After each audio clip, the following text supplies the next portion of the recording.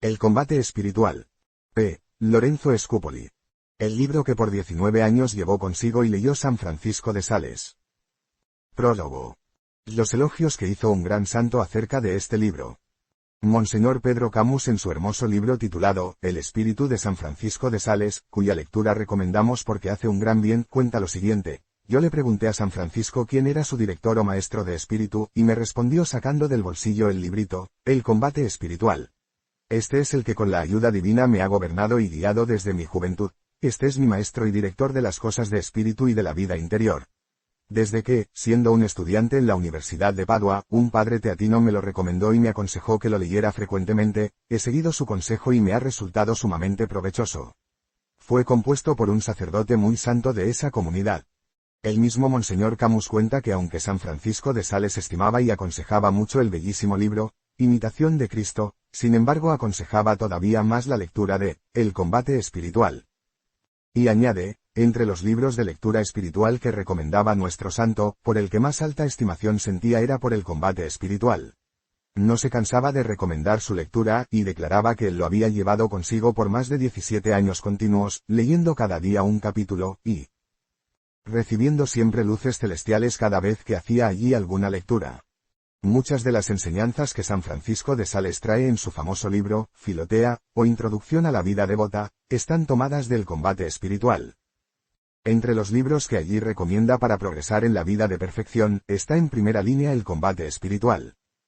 En sus cartas, han sido recogidas en varios volúmenes, más de 1000 cartas gran doctor de la Iglesia, San Francisco de Sales, y en varias de ellas elogia mucho a su querido librito, El combate espiritual. Veamos algunos ejemplos. En la carta 32 dice, este otro libro que está leyendo es bueno, pero es algo confuso y difícil. En cambio el combate espiritual es mucho más ordenado, más claro, y le hará más provecho al leerlo. En su carta 55 afirma, el combate espiritual, es un libro sumamente provechoso. Yo hace 15 años que lo llevo siempre conmigo y nunca lo he leído sin sacar provecho. En la carta 48 a una abadesa le aconseja, lea el librito El combate espiritual y verá que adquiere mucha paz interior. En su carta 16, a una señora casada le recomienda, entre los ejercicios de la devoción lo que más le aconsejo es que lea frecuentemente el combate espiritual. Yo recomiendo mucho este libro porque su lectura hace un gran bien. En su carta 94 a la viuda le escribe, para vencer las tentaciones lea el combate espiritual. Este es mi libro favorito. Y el que más prefiero siempre. Desde hace 18 años lo llevo siempre conmigo, y no lo leo jamás sin conseguir provecho para el alma. Julio 24 de 1607, esta carta está en los documentos de la causa de canonización. A una persona que había sufrido una gran pena le escribió su carta 75 en la cual dice, para conseguir la gracia de aceptar en paz las penas que nos llegan, ayuda mucho leer el combate espiritual, que tantas veces le he recomendado. Este librito trae doctrinas provechosísimas que le dan al alma mucha paz. Hagámosle caso a este gran santo y empecemos la lectura de tan hermoso libro. CAPITULO 1. Ningún atleta recibe la medalla de campeón, sino a COMPETIDO según el reglamento. 2 Terámetros 2, 5. En qué consiste la perfección cristiana, y que para CONSEGUIRLA es necesario luchar y esforzarse, y de 4 cosas que son necesarias para este combate. Si deseas, oh alma muy amada por Jesucristo, llegar al más alto grado de santidad y perfección cristiana, y vivir en perpetua amistad con Dios nuestro Señor, la cual es la más alta y gloriosa empresa que puede emprenderse e imaginarse, lo que primero debes saber es, en qué consiste la perfección cristiana, la verdadera vida espiritual. Muchas personas se han equivocado y han creído que la perfección cristiana y la santidad consisten en otras cosas que en realidad no lo son. Así por ejemplo hay quienes se imaginan que para llegar a la perfección o santidad basta con dedicarse a muchos ayunos y grandes penitencias. Otras personas, especialmente mujeres, creen que lo importante es dedicarse a muchas oraciones, a oír misas, a visitar templos y a leer devocionales.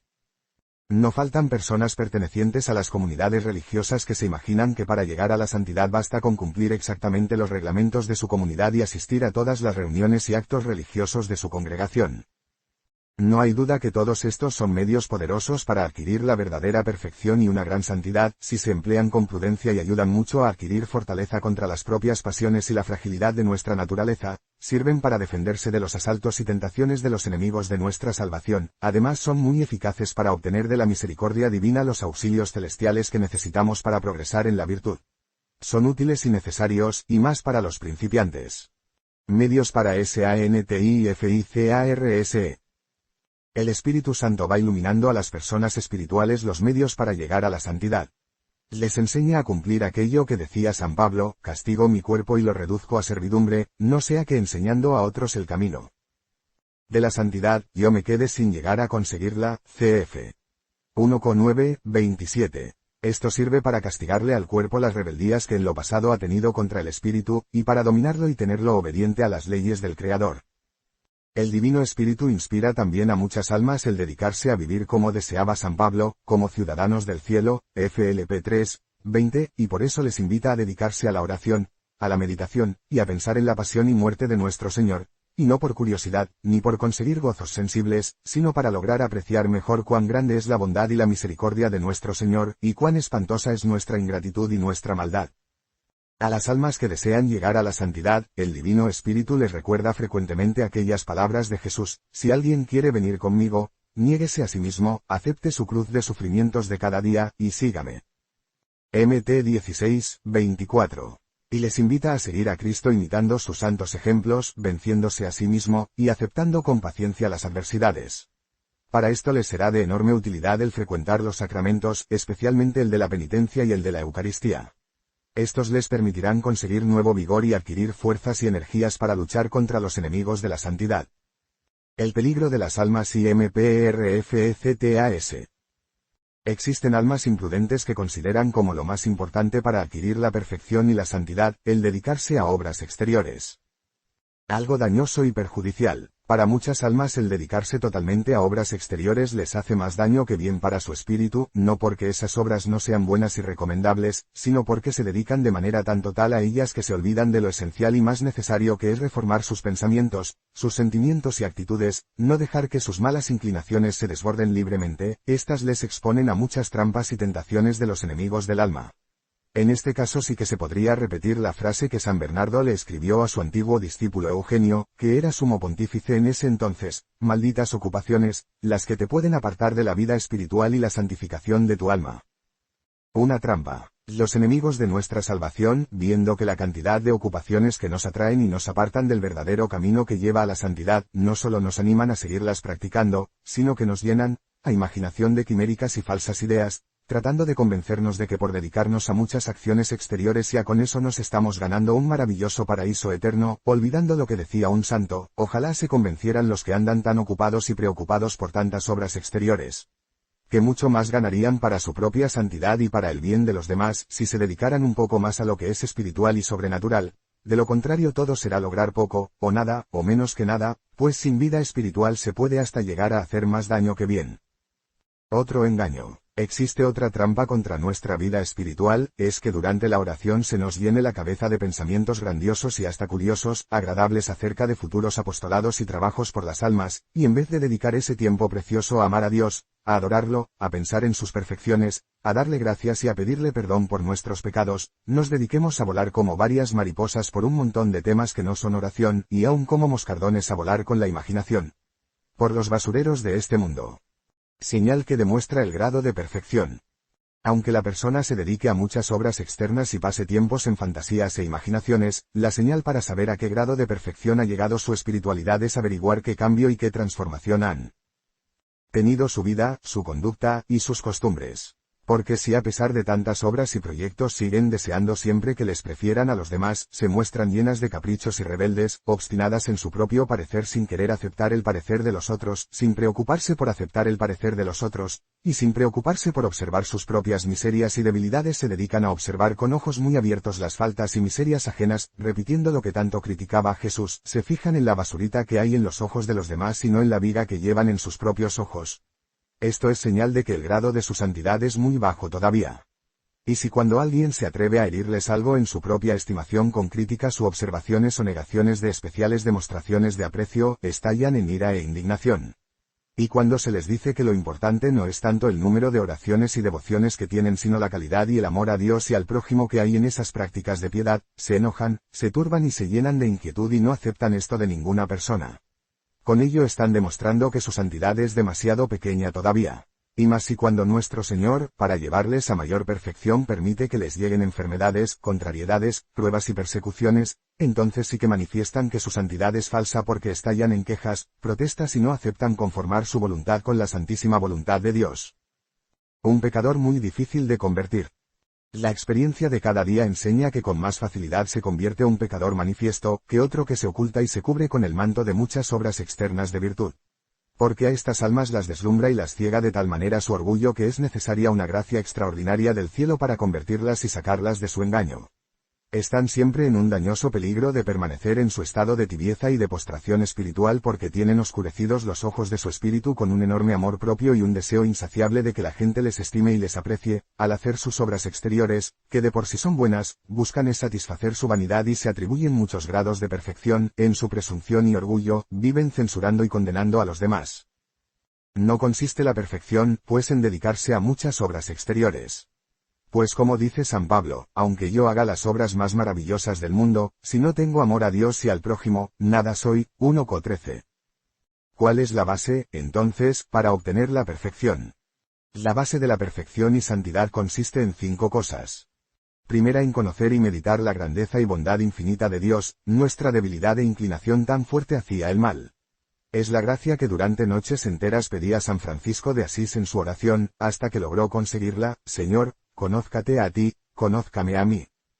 Segunda, aceptar ser humillados y sujetar nuestra voluntad no solo a la divina majestad, sino a las personas que Dios ha puesto para que nos dirijan, aconsejen y gobiernen. Tercera, en hacerlo y sufrirlo todo únicamente por amor a Dios y por la salvación de las almas, por conseguir la gloria de Dios y lograr agradarle siempre a Él. Así cumplimos el primer mandamiento que dice: amarás al Señor tu Dios con todo el corazón, con toda el alma, y sobre todas las cosas. Cuarta, cumplir lo que exige Jesús, negarse a sí mismo, aceptar la cruz de sufrimientos que Dios permite que nos lleguen, seguir a Jesús imitando sus ejemplos, aceptar su yugo que es suave y ligero, y aprender del que es manso y humilde de corazón. Cf. Mt 11, 22. Quinta, obedecer lo que aconseja San Pablo, imitar el ejemplo de Jesús que no aprovechó su dignidad de Dios, sino que se humilló y se hizo obediente hasta la muerte y muerte de cruz. Cf. FLP 2. Cuota inicial grande para una adquisición inmensa. Alguien dirá, es que son demasiadas condiciones las que se piden. La razón es esta: lo que se va a obtener no es una perfección cualquiera, o de segunda clase, sino la verdadera santidad. Por eso, porque lo que se aspira a conseguir es de inmenso valor, las cuotas que se exigen son también altas. Pero no son imposibles. Aquí hay que repetir lo que decía Moisés en el Deuteronomio: los mandatos que se dan no están por encima de tus fuerzas, ni son algo extraño que tú puedas no practicar. DT 30. Combate duro, pero premio grande. Estamos escribiendo para quienes no se contentan con llevar una vida mediocre, sino que aspiran a obtener la perfección espiritual y la santidad.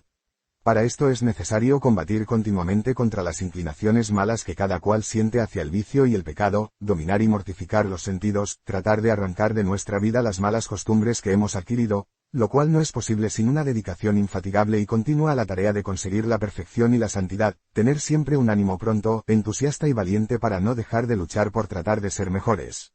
Pero el premio que nos espera es muy grande. San Pablo dice: me espera una corona de gloria que me dará el divino juez, y no solo a mí sino a todos los que hayan esperado con amor su manifestación. Cf. 2 Terámetros 4, 8. Pero nadie recibirá la corona si no ha combatido según el reglamento. 2 Terámetros 2, 5.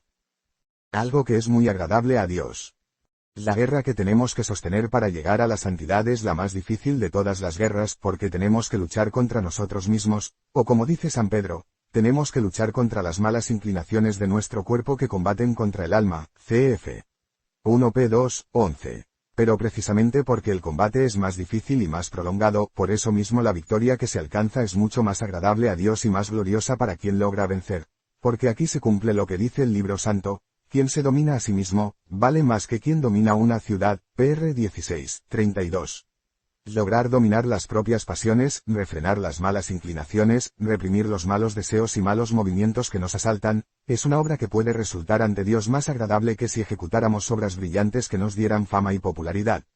Y por el contrario, pudiera suceder que aunque hiciéramos muchas obras externas admirables ante la gente, en cambio ante Dios no seamos agradables porque aceptamos en nuestro corazón seguir las malas inclinaciones de nuestra naturaleza y nos dejamos llevar y dominar por las pasiones desordenadas.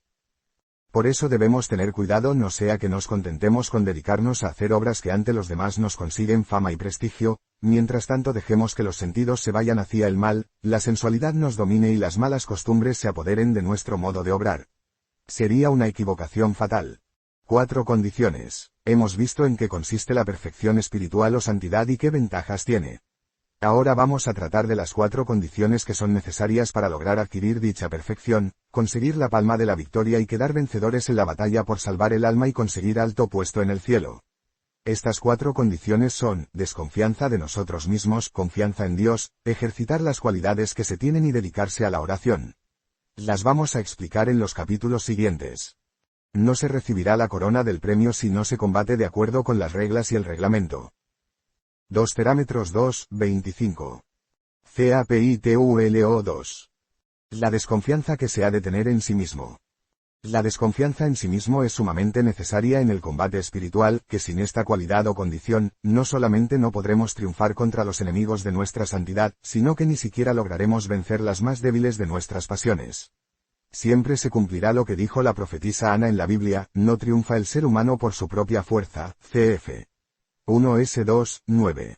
Y lo que anunció el profeta, mi pueblo dijo, soy fuerte. Puedo resistir solo al enemigo. Y fue entregado en poder de sus opresores. Es necesario grabar profundamente en nuestra mente esta verdad, porque sucede desafortunadamente que aunque en verdad no somos sino nada y miseria, sin embargo tenemos una falsa estimación de nosotros mismos, creyendo sin ningún fundamento, que somos algo, que podemos algo, que vamos a ser capaces de vencer por nuestra cuenta y con las propias fuerzas. Este error es funesto y trae fatales consecuencias y es efecto de un dañoso orgullo que desagrada mucho a los ojos de Dios. Y si lo aceptamos se cumplirá en cada uno lo que cuenta el salmista, yo creía muy tranquilo, no fracasaré jamás. Pero alejaste, oh Dios, tu ayuda de mi lado, y caí en derrota y opresión. Sal 30. Tenemos que convencernos que no hay virtud, ni cualidad, ni buen proceder en nosotros que no proceda de la bondad y misericordia de Dios, porque nosotros mismos, como dice San Pablo, ni siquiera podemos decir por propia cuenta que Jesús es Dios. Toda nuestra capacidad viene de Dios. Pues Dios es el que obra en nosotros el querer y el obrar, FLP 2, 13. Por nuestras solas fuerzas lo que somos capaces de producir es, maldad, imperfección y pecado. La desconfianza en sí mismo es un regalo del cielo y Dios la concede en mayor grado a las almas que tiene destinadas a más alta dignidad, hasta que puedan repetir lo que decía aquella famosa mujer de la antigüedad, Santa Hildegarda. De lo único que puedo tener absoluta seguridad en cuanto a mí misma, es de mi pavorosa debilidad para pecar y de mi terrible inclinación hacia el mal. Un camino, Dios lleva al alma hacia la desconfianza en sí misma permitiendo que le lleguen tentaciones casi insuperables, caídas humillantes, reacciones inesperadas, que aparezcan en su naturaleza unas inclinaciones inconfesables y dejándola por ciertos tiempos en una tan oscura noche del alma que hasta para decir un Padre Nuestro siente fatiga y desgano. De manera que se llegue a adquirir la convicción de la total impotencia e incapacidad para caminar hacia la perfección y la santidad, si el poder de Dios no viene a ayudar. Los remedios. El principal remedio, de los 4 que vamos a aconsejar es pensar y meditar hasta convencerse de que por las propias y solas fuerzas naturales no somos capaces de dedicarnos a obrar el bien y a evitar el mal, ni de comportarnos de tal manera que merezcamos entrar al reino de los cielos. En nuestra memoria deben estar siempre aquellas palabras de Jesús, sin mí, nada podéis hacer. El segundo remedio es pedir con fervor y humildad, muy frecuentemente a Dios la gracia de confiar en Él y desconfiar de nosotros mismos. Porque esto es un regalo del cielo y para conseguirlo es necesario ante todo reconocer de que no poseemos la desconfianza necesaria, luego convencernos de que la desconfianza en nosotros mismos no la vamos a conseguir por nuestra propia cuenta sino que es necesario postrarse humildemente en la presencia del Señor y suplicarle por infinita bondad que se digne concedérnosla. Y podemos estar seguros que si perseveramos pidiéndosela, al fin nos la concederá. Hay un tercer remedio para adquirir la desconfianza en sí mismo respecto al lograr conseguir por nuestra propia cuenta la santidad, y consiste en acostumbrarse poco a poco a no fiarse de las propias fuerzas para lograr mantener el alma sin pecado, y a sentir verdadero temor acerca de las trampas que nos van a presentar nuestras malas inclinaciones que tienden siempre hacia el pecado, a recordar que son innumerables los enemigos que se oponen a que consigamos la perfección, los cuales son incomparablemente más astutos y fuertes que nosotros y aún logran hacer lo que ya temía San Pablo, se transforman en ángeles de luz, para engañarnos, 1:11, 14, y con apariencia de que nos están guiando hacia el cielo nos ponen trampas contra nuestra salvación. Con el salmista podemos repetir, ¿cuántos son los enemigos de mi alma, Señor? Y la odian con odio cruel. Y no nos queda sino repetirle la súplica del Salmo 12, Señor, ¿hasta cuándo van a triunfar los enemigos de mi alma? Que no pueda decir mi enemigo, le he vencido, que no se alegren mis adversarios de mi fracaso. El cuarto remedio consiste en que cuando caemos en alguna falta, reflexionemos acerca de cuán grande es nuestra debilidad e inclinación al mal, y pensemos que probablemente Dios permite las culpas y caídas para iluminarnos mejor acerca de la impresionante incapacidad que tenemos para conseguir por la propia cuenta la santificación y aprendamos así a ser humildes y reconocer las limitaciones y aceptar ser menospreciados por los demás. Condición sin la cual no. Si no aceptamos que nos desprecien y nos humillen, no conseguiremos jamás la desconfianza en nosotros mismos, porque ésta se basa en la verdadera humildad, la cual nunca se consigue sin recibir humillaciones, y se basa también en un reconocimiento sincero de que por nosotros mismos no merecemos sino desprecio y humillación. No aguardar para cuando sea demasiado tarde. Es mejor ir aceptando las pequeñas humillaciones que nos van llegando a causa de las debilidades y miserias cada día, y que no nos suceda como a las personas muy orgullosas y creídas que solamente abren los ojos para reconocer su debilidad y malas inclinaciones cuando les suceden grandes y vergonzosas caídas. Les sucede lo que decía San Agustín, temo que vas a caer en faltas que te humillarán mucho, porque noto que tienes demasiado orgullo. Cuando Dios ve que los remedios más fáciles y suaves no producen efecto para hacer que una persona reconozca su incapacidad para resistir con sus solas fuerzas contra los ataques del mal y conseguir su santificación, permite entonces que le sucedan caídas en pecado, las cuales serán más o menos frecuentes y más o menos graves según sea el grado de orgullo y presunción que esa alma tenga. Y si hubiera una persona tan exenta y libre de esa vana confianza en sus propias fuerzas, como por ejemplo la Santísima Virgen María, lo más seguro es que no caería jamás en falta alguna. Buena consecuencia. De todo esto debes sacar la siguiente conclusión, que cada vez que caigas en alguna falta reconozcas humildemente que por tu propia cuenta sin la ayuda de Dios, no eres capaz ni siquiera de fabricar un buen pensamiento o de resistir a una sola tentación y le pidas al Señor que te conceda su luz e iluminación para convencerte de tu propia nada y de la necesidad absoluta e indispensable que tienes de la ayuda divina, y te propongas no presumir ni pensar vanamente que por tu propia cuenta vas a conseguir la santidad o la virtud. Porque si te crees lo que no eres y te imaginas que podrás lo que no puedes, seguramente seguirás cayendo en las mismas faltas de antes y quizás hasta las cometas aún peores. Capítulo 3. La confianza en Dios. Aunque la desconfianza en nosotros mismos es tan importante y tan necesaria en este combate, sin embargo si lo único que tenemos es esa desconfianza, seguramente vamos a ser desarmados y derrotados por los enemigos espirituales. Es absolutamente necesario que tengamos una gran confianza en Dios, que es el autor de todo lo bueno que nos sucede y del único del cual podemos esperar las victorias en el campo espiritual. Porque así como por nosotros mismos lo que vamos a conseguir serán frecuentes faltas y peligrosas caídas, lo cual nos debe llevar a vivir siempre desconfiando en nuestras solas fuerzas, así también podemos estar seguros que de la ayuda de Dios y de su gran bondad podemos esperar victoria contra los enemigos de nuestra salvación, progreso en la virtud y crecimiento en perfección, si desconfiando de la propia debilidad y de las malas inclinaciones que tenemos y confiando grandemente en el poder divino y en el deseo que nuestro Señor tiene de ayudarnos. Le rogamos con todo el corazón que venga a socorrernos. Los medios para conseguir la confianza en Dios. 4 son los medios para lograr progresar en la confianza en Dios. El primero, pedirla muchas veces y con humildad, en nuestra oración. Jesús prometió, todo el que pide recibe. Mi Padre dará el buen espíritu a quien se lo pida, LC 11:11. El segundo medio es pensar en el gran poder de Dios y en su infinita bondad, que lo mueve a conceder siempre mucho más de lo que se le suplica. Recordar lo que el ángel le dijo a la Virgen María, ninguna cosa es imposible para Dios, LC 1:38. Es muy provechoso pensar de vez en cuando que Dios, por su inmensa bondad y por el exceso de amor con que nos ama, está siempre dispuesto y pronto a darnos cada hora y cada día todo lo que necesitemos para la vida espiritual y para conseguir la victoria contra el egoísmo y las malas inclinaciones, si le pedimos con filial confianza. El Salmo 145 dice, Dios satisface los buenos deseos de sus fieles. Algo que conviene recordar. Para aumentar la confianza en nuestro Señor, pensemos que por 33 años ha vivido en esta tierra en medio de sacrificios y sufrimientos, para lograr salvar nuestra alma.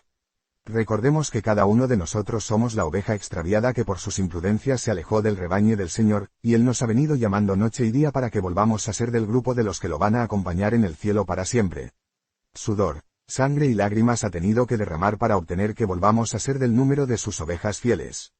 Si por una oveja que se extravió se arriesgó a ir tan lejos a buscarla, cuánto más nos ayudará a quienes lo buscamos y clamamos e imploramos su ayuda. Cuando escucha que la oveja brama desde el precipicio donde ha caído, temerosa de los aullidos de los lobos que ya se escuchan a lo lejos, el buen pastor corre a protegerla y defenderla. Y no la humilla, ni la golpea, ni le echa en cara su imprudencia, sino que cariñosamente la lleva sobre sus hombros hasta donde está el grupo de las ovejas que han permanecido fieles. Consideremos que nuestra alma está representada en esa pobre oveja, a la cual Jesús se interesa inmensamente por salvarla de los peligros del mundo, del demonio y de la carne, trata cada día de llevarla a la santidad. La moneda perdida. Narraba Jesús el caso de aquella mujer a la cual se le perdió una moneda de plata, lo que equivalía al mercado de un día para la familia, y ella se dedica a barrer la casa y a sacudir esteras y muebles hasta que logra encontrarla. Muy contenta invita a las vecinas a que la feliciten por la gran alegría que siente al haber recuperado la moneda perdida. Y Jesús en ese hermoso capítulo 15 del Evangelio de San Lucas, en el cual narra estas parábolas, nos habla de que en el cielo, Dios y sus ángeles sienten gran alegría por un alma que estaba ya perdida y que vuelve a recuperarse para el reino de Dios. También Dios siente la alegría de encontrar lo que se ha perdido. Y cada uno de nosotros puede proporcionarle esa alegría al retornar otra vez en nuestra vida de pecado a la vida de gracia y santidad. Y el más interesado en que esto suceda es nuestro divino Salvador. Estoy a la puerta y llamo. En el libro del Apocalipsis dice Jesús: he aquí que estoy a la puerta y llamo. Si alguien me abre la puerta de su alma, entraré y cenaremos juntos. AP 3:21. Con esto demuestra nuestro Señor el gran deseo que Él tiene de vivir en nuestra alma, dialogar con nosotros y regalarnos sus dones y gracias. Y si viene con tan buena voluntad, no nos concederá los favores que deseamos. El tercer remedio para conseguir una gran confianza en Dios es repasar de vez en cuando lo que dice la Sagrada Escritura acerca de lo importante que es confiar en nuestro Señor. Por ejemplo, el Salmo 2 dice: dichosos serán los que confían en Dios. Y el Salmo 19 afirma: unos confían en sus bienes de fortuna, otros en sus armas defensivas. Nosotros en cambio confiamos en Dios e imploramos su ayuda, mientras los otros caen derribados, nosotros logramos permanecer en pie. Y el salmista añade después: Señor, porque confío en ti, por eso no seré confundido eternamente. Sal 24. Los que confían en Dios no serán rechazados por el CF. Sal 33. Quien confía en Dios verá que Él actuará en su favor. Soy viejo y nunca he visto que alguien haya confiado en Dios y haya fracasado. CF. Sal 36. Quienes confían en el Señor son como el monte Sión, no serán conmovidos ni derribados por los ataques ni las contrariedades. CF. Sal 124. Quien confía en Dios será bendecido, prosperará y será feliz. CF. PR 28. 77 veces dice la Sagrada Escritura que para quien pone su confianza en Dios vendrán bendiciones, felicidad, paz, progreso y bendición. Si lo dice 77 veces es que esto es demasiado importante para que se nos vaya a olvidar. Por eso el profeta exclamó: ¿sabes a quiénes prefiere el Señor? A los que confían en su misericordia. Jamás alguna persona ha confiado en Dios y ha sido abandonada por el CF. ECL 2:11.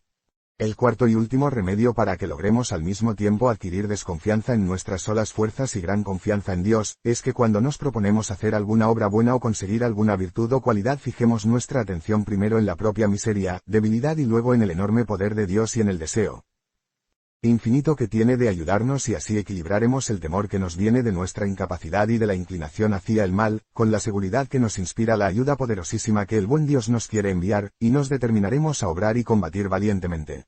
Yo, más mis fuerzas y capacidades, igual, nada. Pero yo, mis fuerzas, mis capacidades, más la ayuda de Dios, igual, éxitos incontables.